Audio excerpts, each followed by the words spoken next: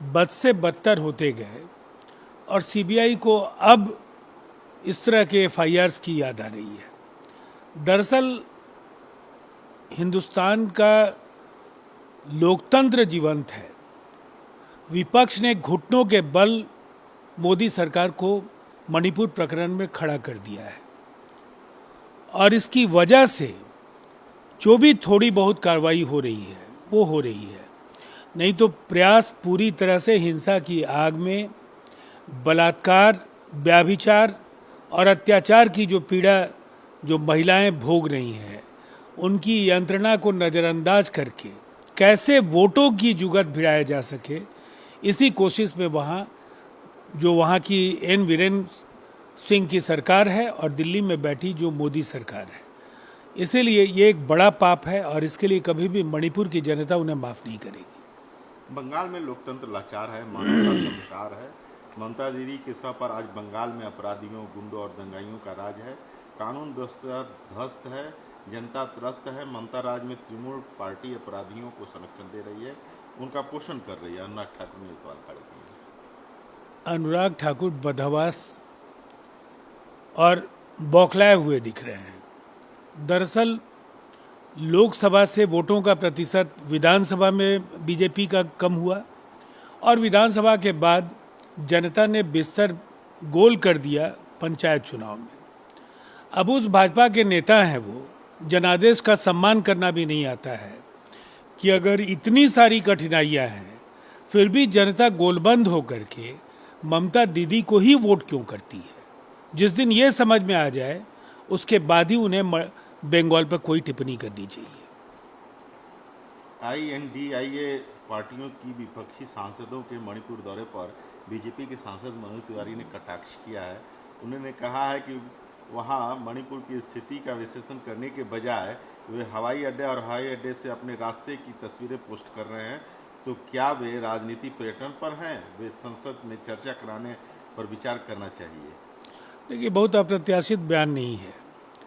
कोई नैतिकता और ऐसे सवालों पर लोक लाज की परवाह भारतीय जनता पार्टी के नेताओं को नहीं है। जिस तरह से मणिपुर की अशांति और वहाँ की कठिनाइयों को केंद्रीय गृह मंत्रालय और मणिपुर की सरकार ने नज़रअंदाज किया है, लगातार कोशिश ये होती रही है कि मणिपुर की तुलना छोटी मोटी घटनाएं भी जहां हो उससे करके ये साबित किया जा सके कि कोई बहुत बड़ी बात मणिपुर में नहीं हुई।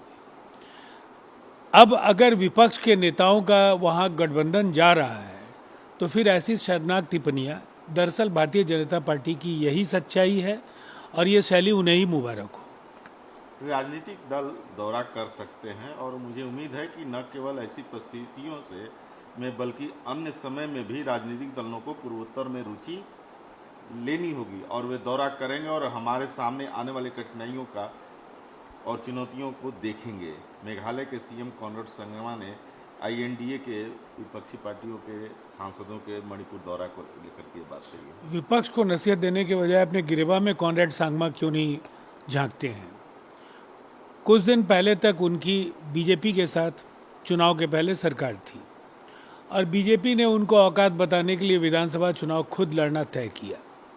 जब बीजेपी की करारी पराजय हुई तो फिर कॉनराड संगमा के साथ उनकी सरकार बन गई।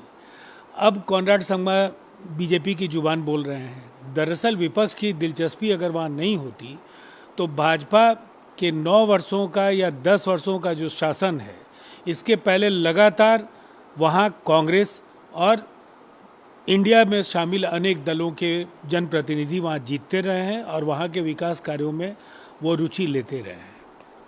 रोहिंग्या घुसपैठ चिंताजनक है। दलालों का एक नेटवर्क है जो रोहिंग्याओं को त्रिपुरा और वहां से असम और देश के बाकी हिस्सों में लाते हैं। हमारी पुलिस अब त्रिपुरा में राज्य सरकार के साथ मिल करके उनके खिलाफ कार्रवाई कर रही है।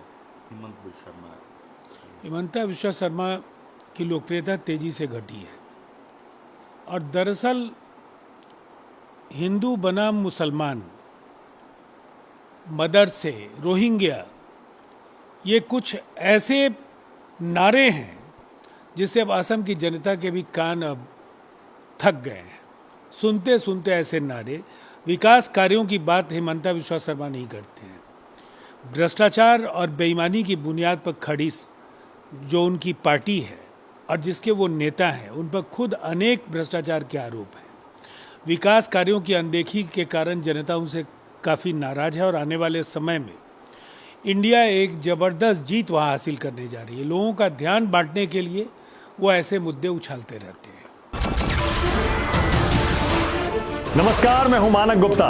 अगर आपको हमारा ये वीडियो पसंद आया हो तो इसे लाइक और शेयर जरूर करें और हाँ, हमें सब्सक्राइब और फॉलो करना ना भूलें ताकि आप देश और दुनिया की कोई खबर मिस ना करें। तो जुड़े रहिए हमारे साथ और देखते रहिए न्यूज़ 24।